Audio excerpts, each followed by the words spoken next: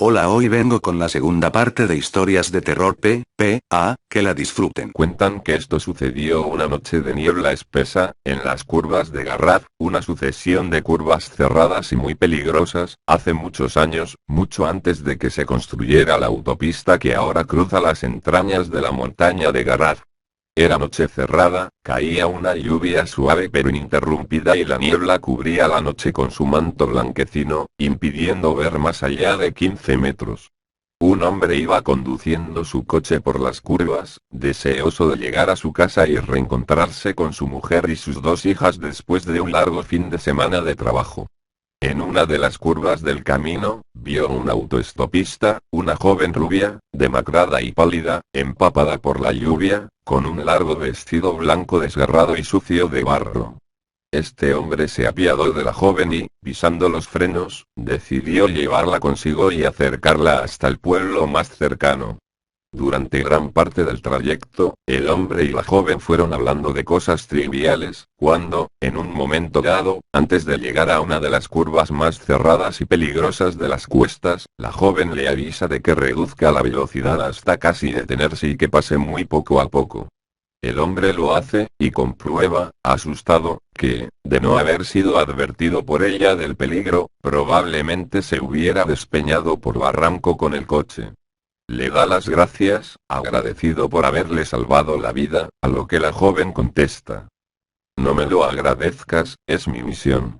En esa curva me maté yo hace más de 25 años, en una noche como esta, y después de pronunciar estas palabras, desapareció, dejando como única prueba de su espectral aparición, el asiento húmedo del acompañante por sus ropas mojadas. La casa embrujada. Hace algún tiempo, en un paseo que hice a los bosques de la Ciudad de México, íbamos por la carretera, cuando de pronto el auto en el que viajábamos mi prima Ángela y yo, se paró sin razón. Lo habíamos alquilado y nos habían asegurado que todo estaba bien, por lo que decidimos bajar del auto y pedir ayuda, ya como mujeres inexpertas que éramos en mecánica, ni siquiera lo intentamos arreglar, teníamos miedo de estropearlo más de lo que ya estaba.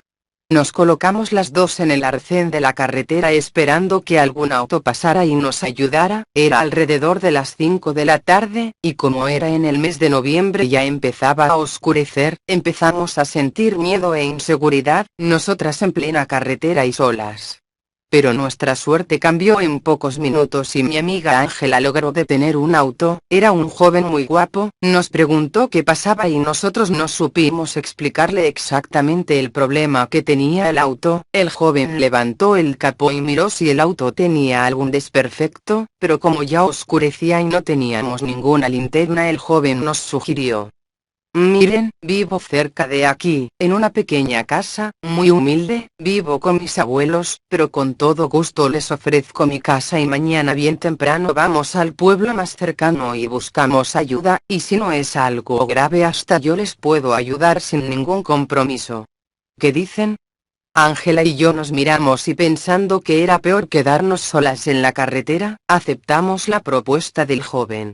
Ocultamos el auto entre unos árboles y nos dirigimos bosque adentro hacia el hogar del joven. Efectivamente no se encontraba lejos de la carretera. Cuando entramos a la casa, estaban una linda pareja de ancianitos sentados en unas mecedoras de madera, muy callados. La abuela solo nos sonrió, nosotras contestamos el saludo y el joven inmediatamente nos llevó a lo que sería nuestro cuarto. Al llegar la noche, Ángela y yo no podíamos dormir de tantos ruidos que escuchábamos. Decidimos salir para ver qué pasaba, y vimos que el cuarto del joven tenía la luz encendida, y escuchábamos cómo se aclamaba desesperadamente a Dios pidiendo repetidas veces perdón, pero no sabíamos por qué. Ángela se acercó al barandal de la escalera y me dijo: mira. Estaban bajo nosotras las dos mecedoras que se movían como si algo o alguien estuviera sentado ahí, meciéndose. No había viento ni nada que las moviera. Las dos nos miramos asustadas y corrimos a nuestra habitación para encerrarnos. Cuando amaneció ninguna de las dos había podido dormir. Cuando salimos de la habitación había un silencio sepulcral, que hasta daba miedo. Estábamos tan asustadas que decidimos salir de la casa y buscar el auto. Al fin de cuentas no caminaríamos mucho. Cuando llegamos al auto, ¿cuál sería la sorpresa? Que arrancó a la primera, sin ningún fallo y logramos irnos de ese misterioso lugar el cual nos causaba miedo. Llegamos a un restaurante del primer pueblo que encontramos, teníamos mucha hambre, un policía que se encontraba sentado cerca de nosotras nos preguntó: ¿Es de ustedes ese auto que está afuera? Sí, le respondimos. ¿Por qué, oficial? Me pareció haberlo visto en la orilla de la carretera. Así, lo que pasa es que nos quedamos en una casa que está cerca del lugar, ya que nuestro auto se paró y no podíamos arrancarlo. ¿Dónde dicen que se quedaron? En una casa que está cerca de allí. La única casa que está cerca de allí es la de los señores Sánchez. ¿Unos que viven con un joven? Dirán, vivían, hace tiempo que murieron los abuelos, al parecer cuentan que el joven los mató y después se suicidó. Se encontraron los cuerpos de los abuelos sin vida sentados en sus sillas y el joven colgado de su cuarto. No puede ser, oficial, tal vez sea otra familia la que usted nos dice, porque nosotras estuvimos en esa casa, y allí estaban los abuelos y el joven, la abuela hasta nos sonrió y el joven nos prestó una habitación. Pues quién sabe, muchachas, tal vez esté equivocado, puede ser alguna otra cabaña del lugar que yo no conozca, pero no lo creo. Este pueblo es muy chico y vivo aquí desde que nací, y créanme, según yo, la única casa separada del bosque es esa, pero para salir de dudas, ¿por qué no vamos al lugar donde dicen ustedes que se quedaron a pasar la noche? Decidimos llevar al oficial a la casa, tal vez porque queríamos escuchar de sus palabras, que efectivamente, se había equivocado y nosotras nos quedaríamos tranquilas. Pero cuando llegamos al lugar, el oficial afirmó que realmente era la casa de los abuelos asesinados y del joven que se había suicidado.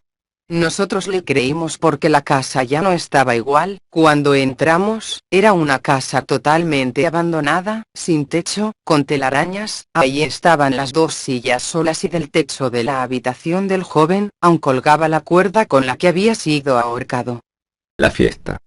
No es fácil empezar, después de leer mi historia lo entenderán. Vivía en una pequeña casa, aislada de la ciudad, ya que por la enfermedad de mi madre nos tuvimos que mudar aquí. Mi mamá tenía pánico, la gente se alteraba demasiado.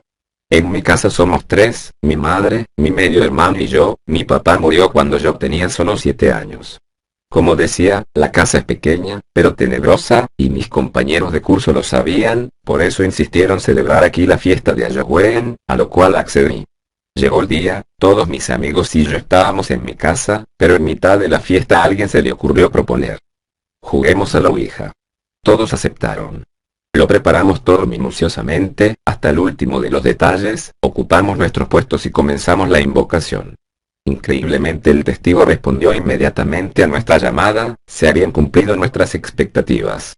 Pero de repente una extraña sensación llegó a mi ser, se escuchaban gritos en la segunda planta, un frío penetró de golpe las almas de todos los presentes y una ráfaga de viento abrió bruscamente las ventanas, todos quedamos impasibles. ¿Qué estaba pasando? Al fin reaccionamos y algunos empezaron a gritar, otros reaccionaron riéndose, como si quisieran creer que todo era una broma. Pero no, en mi casa nunca habían pasado cosas así. Pasados unos segundos, el silencio volvió y los ánimos se iban calmando, pero de pronto uno de nuestros compañeros rompió el silencio, estaba pronunciando palabras que ninguno de nosotros podía entender, parecía que hablaba en latín. Algunos empezaron a reír, otros no lo soportaban más, querían que se callase, pero él no paraba, los ánimos se caldearon de nuevo y una amiga empezó a pelearse brutalmente con un compañero. El panorama era dantesco, unos reían como endemoniados, otros gritaban, se peleaban y varios cayeron desmayados, era horroroso e insoportable.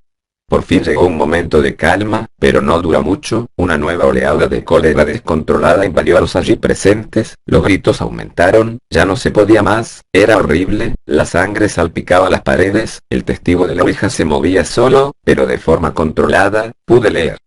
Fue un gran error y, a pesar de todo lo que estaba ocurriendo en aquella sala, yo intentaba mantenerme tranquila y razonable, pero no aguanté mucho, el tablero empezó a temblar bruscamente y de él salió un resplandor, allí pude ver a mi padre, él estaba provocando todo esto, ahora sabía lo que estaba ocurriendo, habíamos abierto la puerta, y él no se iba a perder tan esperada cita por nada del mundo, buscaba venganza, pero ¿y por qué? Reaccioné inmediatamente y subí las escaleras de 3 en 3, tenía que encontrar a mi madre, pero al llegar al segundo piso la encontré muerta, y mi hermano yacía muerto a su lado. ¿Por qué los mató? Poco después encontré el diario de mi madre, allí encontré todas las respuestas.